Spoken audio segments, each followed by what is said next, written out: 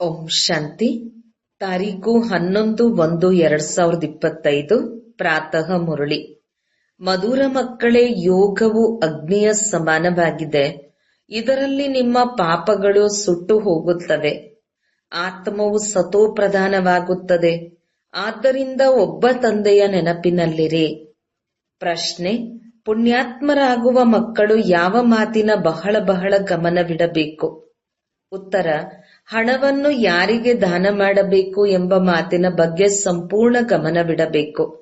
ಒಂದು ವೇಳೆ ಯಾರಿಗಾದರೂ ಹಣವನ್ನು ಕೊಟ್ಟಿರಿ ಮತ್ತು ಅವರು ಹೋಗಿ ಮದ್ಯಪಾನವನ್ನು ಮಾಡಿದರು ಅಥವಾ ಕೆಟ್ಟ ಕರ್ಮಗಳನ್ನು ಮಾಡಿದರೆಂದರೆ ಅವರ ಪಾಪಗಳು ನಿಮ್ಮ ಮೇಲೆ ಬಂದು ಬಿಡುತ್ತದೆ. ನೀವು ಪಾಪಾತ್ಮರೊಂದಿಗೆ ಈಗ ಲೇವಾದೇವಿ ಮಾಡಬಾರದು. ಇಲ್ಲಂತೂ ನೀವು ಪುಣ್ಯಾತ್ಮರಾಗಬೇಕು. ಗೀತೆ: ಅವರು ನಮ್ಮನ್ನು ಅಗಲುವುದಿಲ್ಲ. ಓಂ ಶಾಂತಿ. ಇದಕ್ಕೆ ನೆನಪಿನ ಅಗ್ನಿ ಎಂದು ಕರೆಯಲಾಗುತ್ತದೆ. ಯೋಗ ಅಗ್ನಿ ಎಂದರೆ ನೆನಪಿನ ಅಗ್ನಿ. ಅಗ್ನಿ ಅಕ್ಷರವನ್ನು ಏಕೆ ಹೇಳಿದ್ದಾರೆ?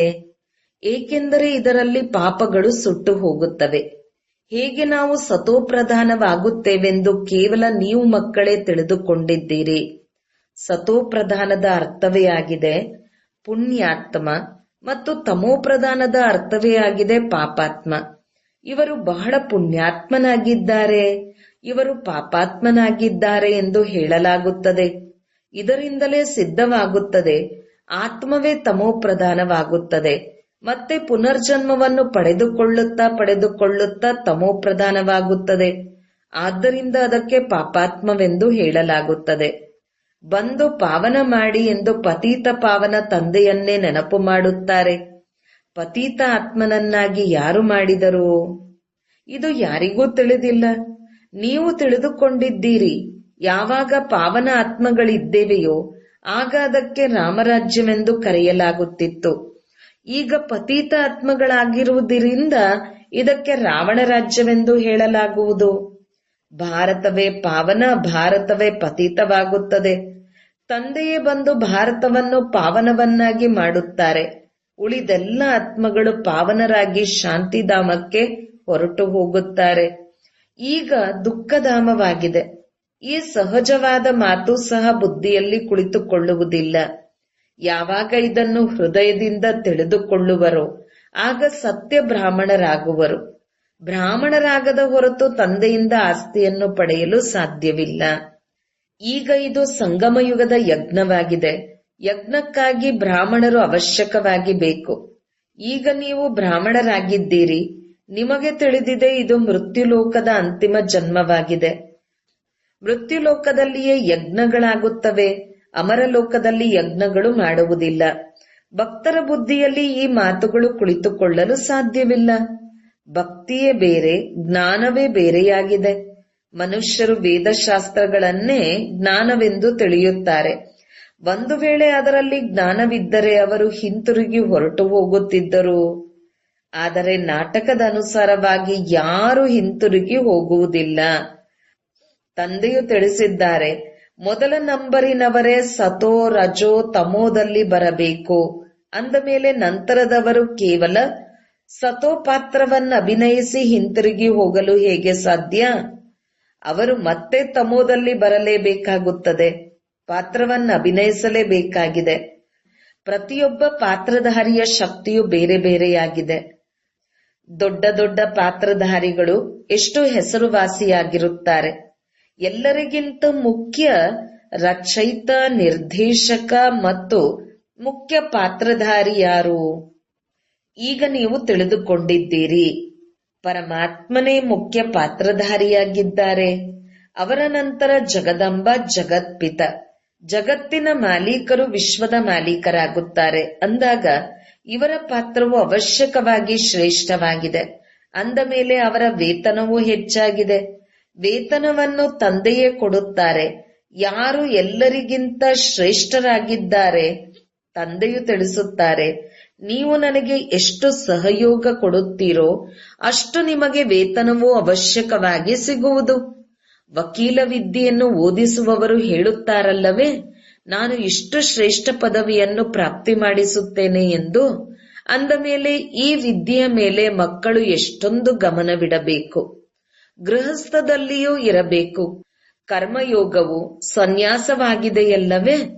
ಗೃಹಸ್ಥ ವ್ಯವಹಾರದಲ್ಲಿರುತ್ತಾ ಎಲ್ಲವನ್ನೂ ಮಾಡುತ್ತಾ ತಂದೆಯಿಂದ ಆಸ್ತಿಯನ್ನು ಪಡೆಯುವ ಪುರುಷಾರ್ಥ ಮಾಡಬೇಕು. ಇದರಲ್ಲಿ ಯಾವುದೇ ಕಷ್ಟವಿಲ್ಲ. ಕೆಲಸ ಕಾರ್ಯಗಳನ್ನು ಮಾಡುತ್ತಲೂ ಶಿವ ತಂದೆಯ ನೆನಪಿನಲ್ಲಿರಬೇಕಾಗಿದೆ. ಜ್ಞಾನವು ಬಹಳ ಸಹಜವಾಗಿದೆ. ಹೇ ಪತೀತ ಪಾವನ, ಬನ್ನಿ ಬಂದು ಪಾವನ ಮಾಡಿ ಎಂದು ಹಾಡುತ್ತಾರೆ. ಪಾವನ ಪ್ರಪಂಚದಲ್ಲಿ ರಾಜಧಾನಿ ಇರುತ್ತದೆ. ಅಂದಾಗ ತಂದೆಯು ಆ ರಾಜಧಾನಿಗೆ ಯೋಗ್ಯರನ್ನಾಗಿ ಮಾಡುತ್ತಾರೆ. ಈ ಜ್ಞಾನದಲ್ಲಿ ಮುಖ್ಯವಾಗಿ 2 ಸಬ್ಜೆಕ್ಟ್ಗಳಿವೆ, ತಂದೆ ಮತ್ತು ಆಸ್ತಿ. ಸ್ವದರ್ಶನ ಚಕ್ರಧಾರಿಗಳಾಗಿ ಮತ್ತು ತಂದೆಯನ್ನು ನೆನಪು ಮಾಡಿ, ಆಗ ನೀವು ಸದಾ ಆರೋಗ್ಯವಂತ ಮತ್ತು ಸಂಪತ್ತಿವಂತರಾಗುತ್ತೀರಿ. ತಂದೆಯು ತಿಳಿಸುತ್ತಾರೆ, ನನ್ನನ್ನು ಪರಮಧಾಮದಲ್ಲಿ ನೆನಪು ಮಾಡಿ, ಮನೆಯನ್ನು ನೆನಪು ಮಾಡಿ. ನನ್ನನ್ನು ನೆನಪು ಮಾಡುವುದರಿಂದ ಮನೆಗೆ ಹೋಗುವಿರಿ. ಸ್ವದರ್ಶನ ಚಕ್ರಧಾರಿಗಳಾಗುವುದರಿಂದ ನೀವು ಚಕ್ರವರ್ತಿ ರಾಜರಾಗುತ್ತೀರಿ. ಇದು ಚೆನ್ನಾಗಿ ಬುದ್ಧಿಯಲ್ಲಿರಬೇಕು. ಈ ಸಮಯದಲ್ಲಿ ಎಲ್ಲವೂ ತಮೋಪ್ರಧಾನವಾಗಿದೆ. ಸುಖಧಾಮದಲ್ಲಿ ಸುಖ, ಶಾಂತಿ, ಸಂಪತ್ತು ಎಲ್ಲವೂ ಸಿಗುತ್ತದೆ. ಅಲ್ಲಿ ಒಂದು ಧರ್ಮವಿರುತ್ತದೆ. ಈಗಂತೂ ನೋಡಿ, ಮನೆ ಮನೆಯಲ್ಲಿ ದುಃಖ, ಅಶಾಂತಿ ಇದೆ. ವಿದ್ಯಾರ್ಥಿಗಳು ಎಷ್ಟೊಂದು ಹೊಡೆದಾಡುತ್ತಾರೆ. ತಮ್ಮ ಬಿಸಿ ರಕ್ತವನ್ನು ತೋರಿಸಿಕೊಳ್ಳುತ್ತಾರೆ. ಇದು ತಮೋಪ್ರಧಾನ ಪ್ರಪಂಚವಾಗಿದೆ. ಸತ್ಯಯುಗವು ಸತೋಪ್ರಧಾನವಾಗಿದೆ. ತಂದೆಯು ಸಂಗಮ ಯುಗದಲ್ಲಿ ಬಂದಿದ್ದಾರೆ. ಮಹಾಭಾರತ ಯುದ್ಧವು ಸಂಗಮದ ಸಮಯದ್ದೇ ಆಗಿದೆ. ಈಗ ಈ ಪ್ರಪಂಚವು ಬದಲಾಗುವುದಿದೆ. ನಾನು ಹೊಸ ಪ್ರಪಂಚದ ಸ್ಥಾಪನೆ ಮಾಡಲು ಸಂಗಮ ಯುಗದಲ್ಲಿ ಬರುತ್ತೇನೆ. ಇದಕ್ಕೆ ಪುರುಷೋತ್ತಮ ಸಂಗಮ ಯುಗವೆಂದು ಹೇಳುತ್ತಾರೆ. ಪುರುಷೋತ್ತಮ ಮಾಸ, ಪುರುಷೋತ್ತಮ ಸಂವತ್ಸರವನ್ನು ಆಚರಿಸುತ್ತಾರೆ. ಆದರೆ ಈ ಪುರುಷೋತ್ತಮ ಸಂಗಮ ಯುಗವು ಯಾರಿಗೂ ತಿಳಿದಿಲ್ಲ. ಸಂಗಮದಲ್ಲಿಯೇ ತಂದೆಯು ಬಂದು ನಿಮ್ಮನ್ನು ವಜ್ರ ಸಮಾನರನ್ನಾಗಿ ಮಾಡುತ್ತಾರೆ. ಮತ್ತೆ ಅದರಲ್ಲಿಯೂ ನಂಬರ್ ವಾರ್ ಇರುತ್ತಾರೆ. ವಜ್ರದಂತಹ ರಾಜರಾಗಿ ಬಿಡುತ್ತಾರೆ. ಉಳಿದಂತೆ ಚಿನ್ನದಂತಹ ಪ್ರಜೆಗಳಾಗಿ ಬಿಡುತ್ತಾರೆ. ಮಕ್ಕಳು ಜನ್ಮ ಪಡೆದುಕೊಂಡರೆಂದರೆ ಆಸ್ತಿಗೆ ಹಕ್ಕುದಾರರಾದರು. ನೀವು ಪಾವನ ಪ್ರಪಂಚದ ಹಕ್ಕುದಾರರಾಗಿ ಬಿಡುತ್ತೀರಿ. ಮತ್ತೆ ಅದರಲ್ಲಿ ಶ್ರೇಷ್ಠ ಪದವಿಯನ್ನು ಪಡೆಯುವುದಕ್ಕಾಗಿ ಪುರುಷಾರ್ಥ ಮಾಡಬೇಕು. ಈ ಸಮಯದ ನಿಮ್ಮ ಪುರುಷಾರ್ಥವೇ ಕಲ್ಪಕಲ್ಪದ ಪುರುಷಾರ್ಥವಾಗುವುದು. ಈಗ ಮಾಡಿದುದರ ಆಧಾರದ ಮೇಲೆ ಕಲ್ಪಕಲ್ಪವು ಇದೇ ರೀತಿ ಪುರುಷಾರ್ಥ ಮಾಡುತ್ತೇವೆಂದು ತಿಳಿಯಲಾಗುತ್ತದೆ. ಇದರಿಂದ ಹೆಚ್ಚಿನ ಪುರುಷಾರ್ಥವು ಆಗುವುದೇ ಇಲ್ಲ. ಜನ್ಮ ಜನ್ಮಾಂತರ ಕಲ್ಪಕಲ್ಪಾಂತರ ಪ್ರಜೆಗಳಲ್ಲಿಯೇ ಬರುತ್ತಾರೆ. ಇಂತಹವರು ಸಾಹುಕಾರ ಪ್ರಜೆಗಳಲ್ಲಿ ದಾಸದಾಸಿಯರಾಗುತ್ತಾರೆ. ನಂಬರ್ ವಾರಂತೂ ಇರುತ್ತಾರಲ್ಲವೇ? ವಿದ್ಯೆಯ ಆಧಾರದಿಂದ ಎಲ್ಲವೂ ತಿಳಿಯುತ್ತದೆ. ಈ ಸ್ಥಿತಿಯಲ್ಲಿ ನಿಮ್ಮದು ನಾಳೆ ಶರೀರ ಬಿಟ್ಟು ಹೋದರೆ ಏನಾಗುವಿರಿ ಎಂಬುದನ್ನು ತಂದೆಯು ತಿಳಿಸಬಲ್ಲರು. ದಿನ ಪ್ರತಿದಿನ ಸಮಯವು ಕಡಿಮೆಯಾಗುತ್ತಾ ಹೋಗುವುದು. ಒಂದು ವೇಳೆ ಯಾರಾದರೂ ಶರೀರ ಬಿಟ್ಟರೆ ಮತ್ತೆ ಓದಲು ಸಾಧ್ಯವಿಲ್ಲ. ಅಲ್ಪ ಸ್ವಲ್ಪ ಬುದ್ಧಿಯಲ್ಲಿ ಬರುವುದು. ಶಿವ ತಂದೆಯನ್ನು ನೆನಪು ಮಾಡುತ್ತಾರೆ. ಹೇಗೆ ಚಿಕ್ಕ ಮಕ್ಕಳಿಗೂ ಸಹ ನೆನಪು ಮಾಡಿಸುತ್ತೀರೆಂದರೆ ಶಿವಬಾಬಾ ಶಿವಬಾಬಾ ಎಂದು ಹೇಳುತ್ತಿರುತ್ತಾರೆ. ಅಂದ ಮೇಲೆ ಅವರಿಗೂ ಸ್ವಲ್ಪ ಪ್ರಾಪ್ತಿಯು ಸಿಗುವುದು. ಚಿಕ್ಕ ಮಗು ಮಹಾತ್ಮನ ಸಮಾನವಾಗಿದೆ. ವಿಕಾರಗಳ ಬಗ್ಗೆ ಗೊತ್ತೇ ಇಲ್ಲ. ಎಷ್ಟು ದೊಡ್ಡವರಾಗುತ್ತಾ ಹೋಗುವರೋ ಅಷ್ಟು ವಿಕಾರಗಳ ಪ್ರಭಾವವಾಗುತ್ತಾ ಹೋಗುವುದು. ಕ್ರೋಧವಿರುವುದು, ಮೋಹವಿರುವುದು. ಈಗ ನಿಮಗಂತೂ ತಿಳಿಸಲಾಗುತ್ತದೆ. ಈ ಪ್ರಪಂಚದಲ್ಲಿ ಈ ಕಣ್ಣುಗಳಿಂದ ಏನೆಲ್ಲವನ್ನು ನೋಡುತ್ತೀರಿ, ಅದೆಲ್ಲದರಿಂದ ಮಮತೆಯನ್ನು ತೆಗೆಯಬೇಕು. ಆತ್ಮಕ್ಕೆ ಗೊತ್ತಿದೆ ಇದೆಲ್ಲವೂ ಸ್ಮಶಾನವಾಗಲಿದೆ. ತಮೋಪ್ರಧಾನ ವಸ್ತುಗಳಾಗಿವೆ. ಮನುಷ್ಯರು ಸತ್ತಾಗ ಅವರ ಹಳೆಯ ವಸ್ತುಗಳನ್ನು ಸ್ಮಶಾನದ ಕಾವಲುಗಾರನಿಗೆ ಕೊಟ್ಟು ಬಿಡುತ್ತಾರೆ. ತಂದೆಯಂತೂ ಬೇಹದ್ದಿನ ಕಾವಲುಗಾರನಾಗಿದ್ದಾರೆ, ಅಗಸನೂ ಆಗಿದ್ದಾರೆ. ನಿಮ್ಮಿಂದ ಏನನ್ನು ತೆಗೆದುಕೊಳ್ಳುತ್ತಾರೆ ಮತ್ತು ಏನನ್ನು ಕೊಡುತ್ತಾರೆ? ನೀವು ಯಾವುದೆಲ್ಲ ಅಲ್ಪ ಸ್ವಲ್ಪ ಹಣವನ್ನು ಕೊಡುತ್ತೀರೋ ಅದು ನಿಮ್ಮ ಬಳಿ ಇದ್ದರೂ ಸಮಾಪ್ತಿಯಾಗಿಯೇ ಆಗುತ್ತದೆ. ಆದರೂ ಸಹ ತಂದೆಯು ತಿಳಿಸುತ್ತಾರೆ, ಈ ಧನವನ್ನು ತಮ್ಮ ಬಳಿಯೇ ಇಟ್ಟುಕೊಳ್ಳಿ, ಕೇವಲ ಇದರಿಂದ ಮಮತೆಯನ್ನು ತೆಗೆಯಿರಿ. ಲೆಕ್ಕವನ್ನು ತಂದೆಗೆ ತಿಳಿಸುತ್ತಾ ಇರಿ. ನಂತರ ಅವರಿಂದ ಸಲಹೆಯನ್ನು ಸಿಗುತ್ತಿರುತ್ತದೆ. ನಿಮ್ಮ ಬಳಿ ಯಾವ ಹಳೆಯ ವಸ್ತುಗಳಿವೆಯೋ ಅದನ್ನು ವಿಶ್ವವಿದ್ಯಾಲಯದಲ್ಲಿ ಅಥವಾ ಆಸ್ಪತ್ರೆಯಲ್ಲಿ ಆರೋಗ್ಯ ಮತ್ತು ಭಾಗ್ಯಕ್ಕಾಗಿ ತೊಡಗಿಸುತ್ತೀರಿ. ಆಸ್ಪತ್ರೆಯು ರೋಗಿಗಳಾಗಿ ಇರುತ್ತದೆ, ವಿಶ್ವವಿದ್ಯಾಲಯವು ಬೋಧಿಸುವುದಕ್ಕಾಗಿ ಇರುತ್ತದೆ. ಇದು ಕಾಲೇಜು ಮತ್ತು ಆಸ್ಪತ್ರೆ ಎರಡೂ ಒಟ್ಟಿಗೆ ಇದೆ. ಇದಕ್ಕಾಗಿ ಕೇವಲ 3 ಹೆಜ್ಜೆಗಳಷ್ಟು ಪೃಥ್ವಿಯು ಬೇಕು. ಯಾರ ಬಳಿ ಏನೂ ಇಲ್ಲವೋ ಅವರು ಕೇವಲ 3 ಹೆಜ್ಜೆಗಳಷ್ಟು ಜಮೀನನ್ನು ಕೊಟ್ಟರೂ ಸಾಕು. ಅದರಲ್ಲಿ ಮುರಳಿ ತರಗತಿಯನ್ನು ನಡೆಸಿ. 3 ಹೆಜ್ಜೆಗಳಷ್ಟು ಜಾಗವು ಕೇವಲ ಕುಳಿತುಕೊಳ್ಳುವಷ್ಟು ಸ್ಥಾನವಾಯಿತಲ್ಲವೇ? ಆಸನವು 3 ಹೆಜ್ಜೆಗಳಷ್ಟು ಅಗಲವೇ ಇರುತ್ತದೆ. 3 ಹೆಜ್ಜೆಗಳಷ್ಟು ಸ್ಥಳದಲ್ಲಿ ಯಾರೇ ಬಂದರೆ ಬಹಳ ಚೆನ್ನಾಗಿ ತಿಳಿದುಕೊಂಡು ಓದುವರು. ಯಾರೇ ಬರಲಿ ಆಸನದ ಮೇಲೆ ಕುಳ್ಳರಿಸುವುದು ಮತ್ತು ತಂದೆಯ ಪರಿಚಯ ಕೊಡುವುದು. ಸರ್ವೀಸಿಗಾಗಿ ಬ್ಯಾಡ್ಜ್ಗಳನ್ನು ಮಾಡಿಸಲಾಗಿದೆ. ಇದು ಸರಳವಾಗಿದೆ. ಚಿತ್ರಗಳು ಚೆನ್ನಾಗಿದೆ. ಪೂರ್ಣ ಬರವಣಿಗೆಯೂ ಇದೆ. ಇದರಿಂದ ನೀವು ಮಕ್ಕಳ ಸೇವೆಯಾಗುವುದು. ದಿನ ಪ್ರತಿದಿನ ಎಷ್ಟು ಆಪತ್ತುಗಳು ಬರುತ್ತಿರುವುದೋ ಅಷ್ಟು ಮನುಷ್ಯರಿಗೆ ವೈರಾಗ್ಯವೂ ಬರುವುದು ಮತ್ತು ತಂದೆಯನ್ನು ನೆನಪು ಮಾಡತೊಡಗುತ್ತಾರೆ. ನಾವಾತ್ಮಗಳು ಅವಿನಾಶಿಯಾಗಿದ್ದೇವೆ. ನಮ್ಮ ಅವಿನಾಶಿ ತಂದೆಯನ್ನು ನೆನಪು ಮಾಡಬೇಕು. ಸ್ವಯಂ ತಂದೆಯೇ ತಿಳಿಸುತ್ತಾರೆ, ನನ್ನನ್ನು ನೆನಪು ಮಾಡುವುದರಿಂದ ನಿಮ್ಮ ಜನ್ಮ ಜನ್ಮಾಂತರದ ಪಾಪಗಳು ಕಳೆಯುತ್ತವೆ. ತಮ್ಮನ್ನು ಆತ್ಮನೆಂದು ತಿಳಿದು ತಂದೆಯೊಂದಿಗೆ ಸಂಪೂರ್ಣ ಪ್ರೀತಿಯನ್ನಿಟ್ಟುಕೊಳ್ಳಿ. ದೇಹಾಭಿಮಾನದಲ್ಲಿ ಬರಬೇಡಿ. ಬಲೆ ಮಕ್ಕಳು ಮೊದಲಾದವರೊಂದಿಗೆ ಹೊರಗಿನ ಪ್ರೀತಿಯನ್ನಿಡಿ. ಆದರೆ ಆತ್ಮದ ಸತ್ಯ ಪ್ರೀತಿಯು ಆತ್ಮಿಕ ತಂದೆಯೊಂದಿಗಿರಲಿ. ಇವರ ನೆನಪಿನಿಂದಲೇ ವಿಕರ್ಮಗಳು ವಿನಾಶವಾಗುತ್ತದೆ. ಮಿತ್ರ ಸಂಬಂಧಿಗಳು, ಮಕ್ಕಳು ಮೊದಲಾದವರನ್ನು ನೋಡುತ್ತಿದ್ದರೂ ಸಹ ಬುದ್ಧಿಯು ತಂದೆಯ ನೆನಪಿನಲ್ಲಿ ತಗುಲಿ ಹಾಕಿಕೊಂಡಿರಲಿ. ನೀವು ಮಕ್ಕಳು ಹೇಗೆ ನೆನಪೆಂಬ ನೇಣಿಗೆ ತೆಗೆಲು ಹಾಕಿಕೊಂಡಿದ್ದೀರಿ, ಆತ್ಮವು ತನ್ನ ತಂದೆ ಪರಮಾತ್ಮನೊಂದಿಗೆ ನೆನಪು ಮಾಡಬೇಕು. ಬುದ್ಧಿಯು ಮೇಲೆ ತಗಲಿ ಹಾಕಿಕೊಂಡಿರಲಿ. ತಂದೆಯ ಮನೆಯೂ ಸಹ ಮೇಲಿದೆಯಲ್ಲವೇ? ಮೂಲವತನ, ಸೂಕ್ಷ್ಮವತನ ಮತ್ತು ಇದು ಸ್ಥೂಲವತನವಾಗಿದೆ. ಈಗ ಪುನಃ ಹಿಂತಿರುಗಿ ಹೋಗಬೇಕು. ಈಗ ನಿಮ್ಮ ಯಾತ್ರೆಯು ಮುಕ್ತಾಯವಾಯಿತು. ನೀವೀಗ ಯಾತ್ರೆಯಿಂದ ಹಿಂತಿರುಗುತ್ತಿದ್ದೀರಿ.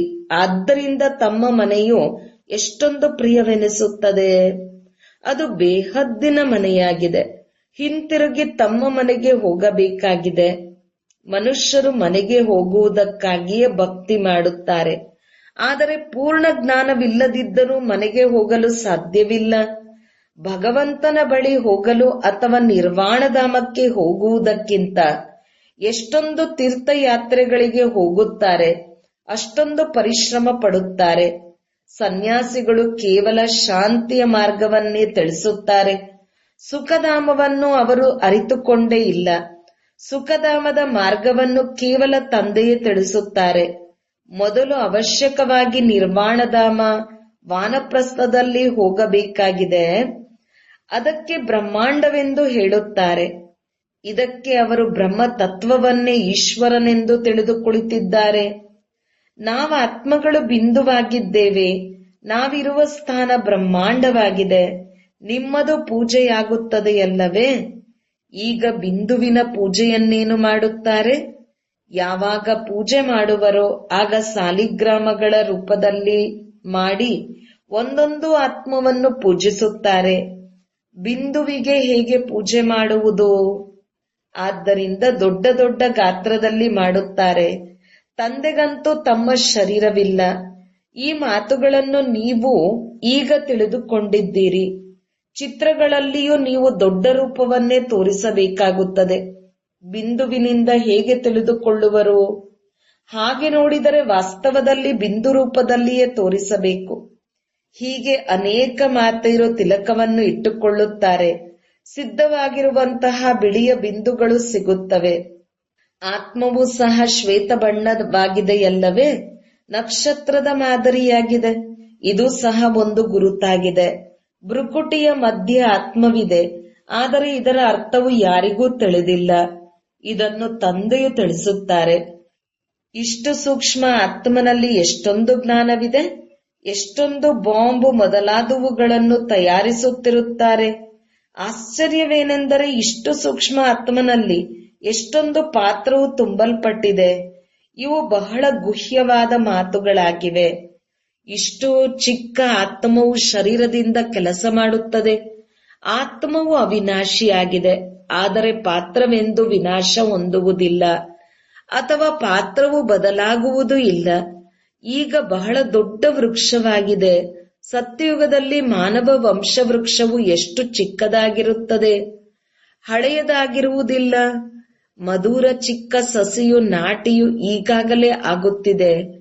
ನೀವು ಪತಿತರಾಗಿದ್ದಿರಿ, ಈಗ ಪುನಃ ಪಾವನರಾಗುತ್ತಿದ್ದೀರಿ. ಅತಿ ಸೂಕ್ಷ್ಮದಲ್ಲಿ ಆತ್ಮನಲ್ಲಿ ಎಷ್ಟೊಂದು ಪಾತ್ರವಿದೆ. ಇದು ಸೃಷ್ಟಿಯಾಗಿದೆ. ಅವಿನಾಶಿ ಪಾತ್ರವು ನಡೆಯುತ್ತಾ ಇರುತ್ತದೆ. ಇದು ಎಂದೂ ನಿಂತು ಹೋಗುವುದಿಲ್ಲ. ಅವಿನಾಶಿಯಾಗಿದೆ. ಅದರಲ್ಲಿ ಅವಿನಾಶಿ ಪಾತ್ರವೇ ತುಂಬಲ್ಪಟ್ಟಿದೆ. ಇದು ಅದೃಷ್ಟವಾಗಿದೆಯಲ್ಲವೇ? ಇದು ಅದ್ಭುತವಾಗಿದೆಯಲ್ಲವೇ? ತಂದೆಯು ತಿಳಿಸುತ್ತಾರೆ, ಮಕ್ಕಳೇ ಆತ್ಮ ಅಭಿಮಾನಿಗಳಾಗಬೇಕು. ತಮ್ಮನ್ನು ಆತ್ಮವೆಂದು ತಿಳಿದು ತಂದೆಯನ್ನು ನೆನಪು ಮಾಡಿ. ಇದರಲ್ಲಿಯೇ ಪರಿಶ್ರಮವಿದೆ. ಎಲ್ಲರಿಗಿಂತ ಹೆಚ್ಚಿನ ಪಾತ್ರವು ನಿಮ್ಮದಾಗಿದೆ. ನಿಮ್ಮದೆಷ್ಟು ಪಾತ್ರವಿದೆಯೋ ಅಷ್ಟು ತಂದೆಯದು ಇಲ್ಲ. ತಂದೆಯು ತಿಳಿಸುತ್ತಾರೆ, ನೀವು ಸ್ವರ್ಗದಲ್ಲಿ ಸುಖಿಯಾಗಿ ಬಿಡುತ್ತೀರಿ. ಆಗ ನಾನು ವಿಶ್ರಾಂತಿಯಲ್ಲಿ ಕುಳಿತು ಬಿಡುತ್ತೇನೆ. ಆ ಸಮಯದಲ್ಲಿ ನನ್ನದು ಯಾವುದೇ ಪಾತ್ರವಿಲ್ಲ. ಈ ಸಮಯದಲ್ಲಿ ಎಷ್ಟೊಂದು ಸೇವೆಯನ್ನು ಮಾಡುತ್ತೇವೆ ಅಲ್ಲವೇ? ಈ ಜ್ಞಾನವು ಎಷ್ಟು ವಿಚಿತ್ರವಾಗಿದೆ. ಇದನ್ನು ನಿಮ್ಮ ವಿನಃ ಮತ್ಯಾರು ತಿಳಿದುಕೊಂಡಿಲ್ಲ. ತಂದೆಯ ನೆನಪಿನಲ್ಲಿರದ ಹೊರತು ಧಾರಣೆಯೂ ಆಗುವುದಿಲ್ಲ. ಆಹಾರ ಪಾನೀಯಗಳ ವ್ಯತ್ಯಾಸವಾಗುವುದರಿಂದ ಧಾರಣೆಯಲ್ಲಿಯೂ ವ್ಯತ್ಯಾಸವಾಗುತ್ತದೆ. ಇದರಲ್ಲಿ ಪವಿತ್ರತೆಯು ಬಹಳ ಚೆನ್ನಾಗಿರಬೇಕು. ತಂದೆಯನ್ನು ನೆನಪು ಮಾಡುವುದು ಬಹಳ ಸಹಜವಾಗಿದೆ. ತಂದೆಯನ್ನು ನೆನಪು ಮಾಡಬೇಕು ಮತ್ತು ಆಸ್ತಿಯನ್ನು ಪಡೆಯಬೇಕಾಗಿದೆ. ಆದ್ದರಿಂದ ತಂದೆಯು ತಿಳಿಸಿದ್ದರು, ನೀವು ಆತ್ಮಗಳ ಬಳಿ ಚಿತ್ರವನ್ನಿಟ್ಟುಕೊಳ್ಳಿ. ಯೋಗದ ಮತ್ತು ಆಸ್ತಿಯ ಚಿತ್ರವನ್ನಿಟ್ಟುಕೊಳ್ಳಬೇಕು. ಆಗ ನಶೆ ಇರುವುದು. ನಾವು ಬ್ರಾಹ್ಮಣರಿಂದ ದೇವತೆಗಳಾಗುತ್ತಿದ್ದೇವೆ, ಮತ್ತೆ ದೇವತೆಗಳಿಂದ ಕ್ಷತ್ರಿಯರಾಗುತ್ತೇವೆ. ಬ್ರಾಹ್ಮಣರು ಪುರುಷೋತ್ತಮ ಸಂಗಮ ಯುಗದ ನಿವಾಸಿಗಳಾಗಿದ್ದೀರಿ. ನೀವು ಪುರುಷೋತ್ತಮರಾಗುತ್ತೀರಲ್ಲವೇ? ಮನುಷ್ಯರು ಈ ಮಾತುಗಳನ್ನು ಬುದ್ಧಿಯಲ್ಲಿ ಕುಳ್ಳರಿಸಲು ಎಷ್ಟೊಂದು ಪರಿಶ್ರಮ ಪಡಬೇಕಾಗುತ್ತದೆ. ದಿನ ಪ್ರತಿದಿನ ಜ್ಞಾನವನ್ನು ಅರ್ಥ ಮಾಡಿಕೊಳ್ಳುತ್ತಾ ಹೋದಂತೆ ಖುಷಿಯು ಹೆಚ್ಚುವುದು. ನೀವು ಮಕ್ಕಳು ತಿಳಿದುಕೊಂಡಿದ್ದೀರಿ, ತಂದೆಯು ನಮ್ಮ ಬಹಳಷ್ಟು ಕಲ್ಯಾಣ ಮಾಡುತ್ತಾರೆ. ಕಲ್ಪ ಕಲ್ಪವೂ ನಮ್ಮದು ಏರುವ ಕಲೆಯಾಗುತ್ತದೆ. ಇಲ್ಲಿರುತ್ತಾ ಶರೀರ ನಿರ್ವಹಣಾರ್ಥವಾಗಿ ಎಲ್ಲವನ್ನೂ ಮಾಡಬೇಕಾಗುತ್ತದೆ. ಬುದ್ಧಿಯಲ್ಲಿರಲಿ, ನಾವು ಶಿವತಂದೆಯ ಭಂಡಾರದಿಂದ ತಿನ್ನುತ್ತೇವೆ. ಶಿವತಂದೆಯನ್ನು ನೆನಪು ಮಾಡುತ್ತಾ ಇದ್ದರೆ ಕಾಲಕಂಟಕಗಳು ದೂರವಾಗಿ ಬಿಡುತ್ತದೆ ಮತ್ತು ನಾವು ಈ ಹಳೆಯ ಶರೀರವನ್ನು ಬಿಟ್ಟು ಹೊರಟು ಹೋಗುತ್ತೇವೆ. ಮಕ್ಕಳಿಗೆ ತಿಳಿದಿದೆ, ತಂದೆಯು ನಮ್ಮಿಂದ ಏನನ್ನೂ ತೆಗೆದುಕೊಳ್ಳುವುದಿಲ್ಲ. ಅವರು ದಾತನಾಗಿದ್ದಾರೆ. ತಂದೆಯು ತಿಳಿಸುತ್ತಾರೆ, ನನ್ನ ಶ್ರೀಮತದಂತೆ ನಡೆಯಿರಿ. ನೀವು ಧನದಾನವನ್ನು ಯಾರಿಗೆ ಮಾಡಬೇಕು? ಈ ಮಾತಿನ ಮೇಲೆ ಪೂರ್ಣ ಗಮನ ಕೊಡಬೇಕು. ಒಂದು ವೇಳೆ ಯಾರಿಗೋ ಹಣವನ್ನು ಕೊಟ್ಟಿರಿ, ಅವರು ಹೋಗಿ ಮದ್ಯಪಾನ ಮಾಡಿದರು, ಕೆಟ್ಟ ಕೆಲಸಗಳನ್ನು ಮಾಡಿದರೆಂದರೆ ಅವರ ಪಾಪವು ನಿಮ್ಮ ಮೇಲೆ ಬಂದು ಬಿಡುತ್ತದೆ. ಪಾಪಾತ್ಮರೊಂದಿಗೆ ಕಾರ್ಯವ್ಯವಹಾರವನ್ನು ಮಾಡುತ್ತಾ ಪಾಪಾತ್ಮರಾಗಿ ಬಿಡುತ್ತಾರೆ. ಎಷ್ಟೊಂದು ಅಂತರವಿದೆ. ಪಾಪಾತ್ಮರು ಪಾಪಾತ್ಮರೊಂದಿಗೆ ಲೇವಾದೇವಿ ಮಾಡಿ ಪಾಪಾತ್ಮರಾಗಿ ಬಿಡುತ್ತಾರೆ. ಇಲ್ಲಂತೂ ನೀವು ಪುಣ್ಯಾತ್ಮರಾಗಬೇಕಾಗಿದೆ. ಆದ್ದರಿಂದ ಪಾಪಾತ್ಮರ ಜೊತೆ ವ್ಯವಹಾರವನ್ನು ಇಟ್ಟುಕೊಳ್ಳಬಾರದು. ತಂದೆಯು ತಿಳಿಸುತ್ತಾರೆ, ಮಕ್ಕಳೇ, ಯಾರಿಗೂ ದುಃಖವನ್ನು ಕೊಡಬಾರದು. ಯಾರಲ್ಲಿಯೂ ಮೋಹವನ್ನು ಇಟ್ಟುಕೊಳ್ಳಬಾರದು. ತಂದೆಯು ಅತೀ ಮಧುರನಾಗಿ ಬರುತ್ತಾರೆ. ಹಳೆಯ ಕೆಟ್ಟಿರುವುದನ್ನು ತೆಗೆದುಕೊಳ್ಳುತ್ತಾರೆ ಮತ್ತು ಕೊಡುವುದನ್ನು ನೋಡಿ. ಎಷ್ಟು ಸುಂದರವಾದದ್ದನ್ನು ಕೊಡುತ್ತಾರೆ. ಎಷ್ಟೊಂದು ಮುಗ್ಧನಾಗಿದ್ದಾರೆ. 2 ಹಿಡಿಗೆ ಬದಲಾಗಿ ಮಹಲ್ಲನ್ನೇ ಕೊಟ್ಟು ಬಿಡುತ್ತಾರೆ. ಒಳ್ಳೆಯದು. ಮಧುರಾತಿ ಮಧುರ ಅಗಲಿ ಹೋಗಿ ಮರಳಿ ಸಿಕ್ಕಿರುವಂತಹ ಮಕ್ಕಳಿಗೆ ಪ್ರೀತಿಯ ಮಾತಾಪಿತಾ ಬಾಬ್ದಾದರವರ ನೆನಪು, ಪ್ರೀತಿ ಹಾಗೂ ನಮಸ್ತೆ. ಆತ್ಮೀಯ ಮಕ್ಕಳಿಗೆ ಆತ್ಮೀಯ ತಂದೆಯ ನಮಸ್ತೆ. ಧಾರಣೆಗಾಗಿ ಮುಖ್ಯ ಸಾರ. ಈಗ ಯಾತ್ರೆಯು ಮುಗಿಯಿತು. ಹಿಂತಿರುಗಿ ಮನೆಗೆ ಹೋಗಬೇಕಾಗಿದೆ. ಆದ್ದರಿಂದ ಈ ಹಳೆಯ ಪ್ರಪಂಚದೊಂದಿಗೆ ಬೇಹದ್ದಿನ ವೈರಾಗ್ಯವನ್ನಿಟ್ಟುಕೊಳ್ಳಿ. ಬುದ್ಧಿಯೋಗವನ್ನು ತಂದೆಯ ನೆನಪಿನಲ್ಲಿ ಜೋಡಿಸಿರಬೇಕು. 2. ಸಂಗಮ ಯುಗದಲ್ಲಿ ತಂದೆಯು ಯಾವ ಯಜ್ಞವನ್ನು ರಚಿಸಿದ್ದಾರೆ? ಈ ಯಜ್ಞದ ಸಂಭಾಲನೆ ಮಾಡಲು ಸತ್ಯ ಪವಿತ್ರ ಬ್ರಾಹ್ಮಣರಾಗಬೇಕು. ಕೆಲಸ ಕಾರ್ಯಗಳನ್ನು ಮಾಡುತ್ತಲೂ ಸಹ ನೆನಪಿನಲ್ಲಿರಬೇಕು. ವರದಾನ: ಆದಿರತ್ನನ ಸ್ಮೃತಿಯಿಂದ ತಮ್ಮ ಜೀವನದ ಮೂಲ್ಯವನ್ನು ತಿಳಿದುಕೊಳ್ಳುವಂತಹ ಸದಾ ಸಮರ್ಥ ಭವ. ಹೇಗೆ ಬ್ರಹ್ಮ ಆದಿದೇವ ಆಗಿದ್ದಾರೆ, ಹಾಗೆಯೇ ಬ್ರಹ್ಮಕುಮಾರಿಯರು ಆದಿರತ್ನಗಳಾಗಿದ್ದಾರೆ. ಆದಿದೇವನ ಮಕ್ಕಳು ಮಾಸ್ಟರ್ ಆದಿದೇವ ಆಗಿದ್ದಾರೆ. ಆದಿರತ್ನ ತಿಳಿದುಕೊಳ್ಳುವುದರಿಂದ ತಮ್ಮ ಜೀವನದ ಮೂಲ್ಯವನ್ನು ತಿಳಿದುಕೊಳ್ಳಬಹುದು. ಏಕೆಂದರೆ ಆದಿರತ್ನ ಅರ್ಥಾತ್ ಪ್ರಭುವಿನ ರತ್ನ, ಈಶ್ವರಿಯ ರತ್ನ ಎಷ್ಟೊಂದು ಮಹತ್ವವಾಯಿತು. ಇದಕ್ಕಾಗಿ ಸದಾ ತಮ್ಮನ್ನು ಆದಿದೇವನ ಮಕ್ಕಳು, ಮಾಸ್ಟರ್ ಆದಿದೇವ, ಆದಿರತ್ನ ಎಂದು ತಿಳಿದುಕೊಂಡು ಪ್ರತಿ ಕಾರ್ಯ ಮಾಡಿ. ಆಗ ಸಮರ್ಥ ಭವದ ವರದಾನ ಸಿಗುವುದು. ಏನೇ ವ್ಯರ್ಥ ಹೋಗಲು ಸಾಧ್ಯವಿಲ್ಲ. ಸ್ಲೋಗನ್: ಜ್ಞಾನೀತು ಆತ್ಮ ಯಾರೆಂದರೆ ಮೋಸ ಹೋಗುವುದರ ಮೊದಲೇ ಪರಿಶೀಲಿಸಿ ಸ್ವಯಂ ಅನ್ನು ರಕ್ಷಿಸಿಕೊಳ್ಳುವವರು. ತಮ್ಮ ಶಕ್ತಿಶಾಲಿ ಮನಸ್ಸ ಮೂಲಕ ಸಕಾಶ್ ಕೊಡುವ ಸೇವೆಯನ್ನು ಮಾಡಿರಿ. ಈಗ ಸೇವೆಯ ಸಕಾಶ್ ಕೊಡಿ. ಬುದ್ಧಿಗಳನ್ನು ಪರಿವರ್ತನೆ ಮಾಡುವ ಸೇವೆಯನ್ನು ಮಾಡಿ.